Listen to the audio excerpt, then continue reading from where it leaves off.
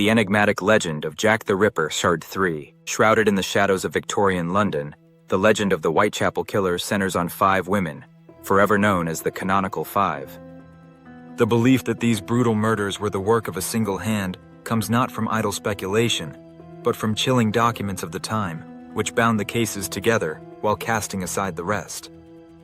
In 1894, Sir Melville Macnaghten, then Assistant Chief Constable of the Metropolitan Police and head of the Criminal Investigation Department, penned a report that left little room for doubt. The Whitechapel murderer had 5 victims, and 5 victims only. Echoes of this certainty also appeared in a letter written by police surgeon Thomas Bond to CID Chief Robert Anderson, dated 10th of November 1888, a communication that further entwined these 5 lives in a singular, sinister narrative. While the fog of time is never fully lifted from the Whitechapel murders, some investigators have long suspected that not all the crimes sprang from the same dark mind. But others, they suggest, were carried out by unknown hands, unconnected yet eerily similar, acting independently under the pall of fear. Authors Stuart P. Evans and Donald Rumbelow challenged the legend of the canonical 5, calling it a carefully constructed myth. In their view, only 3 victims, Nichols, Chapman, and Eddowes, bear the unmistakable signature of the same killer, while the deaths of Stride and Kelly remain enshrouded in doubt. Still, other voices in the shadows argue the opposite, that 6 murders, from Tybram to Kelly, were all linked by one unseen predator. Percy Clark, who served under the examining pathologist George Bagster Phillips, took a more skeptical stance. He believed only 3 of the killings could be truly connected. The rest, he claimed, were the work of weak-minded individuals induced to emulate the crime, drawn into darkness by the horror itself. Even Sir Melville Macnaghten, whose report would later shape much of the Ripper lore, was not part of the police during the time of the murders.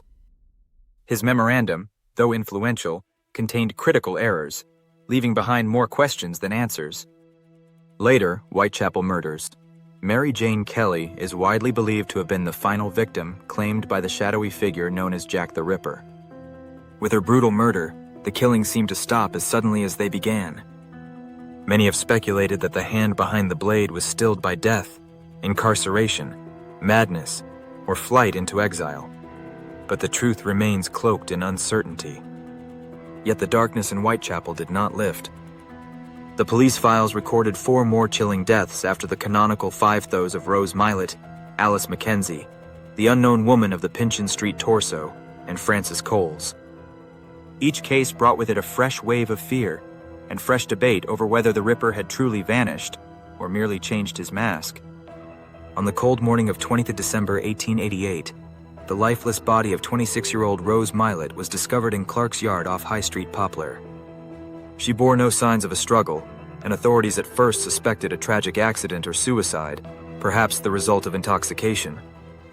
But faint impressions of a cord on her neck whispered of something more sinister. The inquest jury, unconvinced by theories of self-inflicted death, returned a verdict of murder.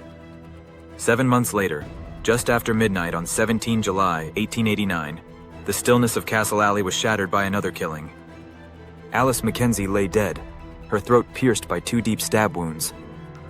Her left carotid artery had been severed, and a long, shallow slash traced a cruel line from her breast to her navel. Though some bruises and minor injuries were present, the violence bore a methodical edge. Dr. Thomas Bond, who had studied previous victims, believed Mackenzie had fallen to the same hand that struck before. But his colleague George Bagster Phillips, who had examined 3 of the canonical 5, disagreed. Among later writers, the case remains a puzzle. Was this the work of a new killer mimicking the Ripper to mask his own crimes, or had the original monster returned from the shadows for one more act? Another case, the Pinchin Street torso, September 10, 1889, involved a decomposing, headless, and legless torso of a woman found under a railway arch. The victim had been beaten and her abdomen mutilated, but her genitals were not wounded. This murder is often linked to a separate torso killer who operated in the same area. On February 13, 1891, 31-year-old prostitute named Francis Coles was found with her throat deeply cut. She was still alive when a police officer found her, but she died before medical help arrived. Her body was not otherwise mutilated, leading to speculation that her attacker was interrupted. James Thomas Sadler, a man she had been drinking with, was arrested and briefly considered a suspect for the Ripper crimes, but he was later released due to a lack of evidence. Alleged victims and false leads. Even with the 11 Whitechapel murders in the police file, the mystery of the Ripper deepens when you look at other attacks from the same time. The sheer number of violent crimes and conflicting details blurs the lines between the Ripper's work and other horrors of the era. One such case is that of Fairy Faye, an alleged victim whose story is now considered a myth. A confused press report about Emma Elizabeth Smith's murder, in which a blunt object was used, seems to have created the tale of a woman found with a stake in her abdomen. Most experts agree that Fairy Faye never existed. Other attacks were real but remain unconfirmed. Annie Millwood, a 38-year-old widow, was stabbed multiple times in February 1888, but survived the initial attack. She was later suggested as the Ripper's first victim, but a definitive link could never be made. Similarly, a young dressmaker named Ada Wilson survived a knife attack in March 1888 after a man demanded money from her.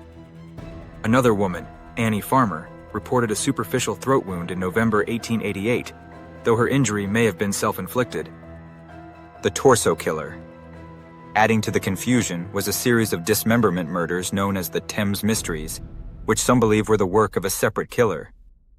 The Whitehall Mystery and the Pinchin Street Torso were two such cases where victims' body parts were found in different locations. The killer's modus operandi, dismembering the bodies rather than performing the abdominal mutilations seen in the Ripper cases, led police to believe this was a different culprit, sometimes referred to as the Torso Killer. On December 29, 1888, a 7-year-old boy named John Gill was found mutilated in Bradford. His legs were severed and organs removed, prompting press speculation that the Ripper had changed his victim type. Later in New York City on April 24, 1891, a woman named Carrie Brown was murdered and mutilated with a knife. Her case was compared to the Whitechapel murders, but the Metropolitan Police ultimately ruled out any connection. These far-flung cases show how the Ripper's infamy and brutal style inspired fear and speculation well beyond the streets of London. So the above crimes, do you think it's the act of the Ripper? Share your comment below. If you enjoy the video, please subscribe and like. Thank you.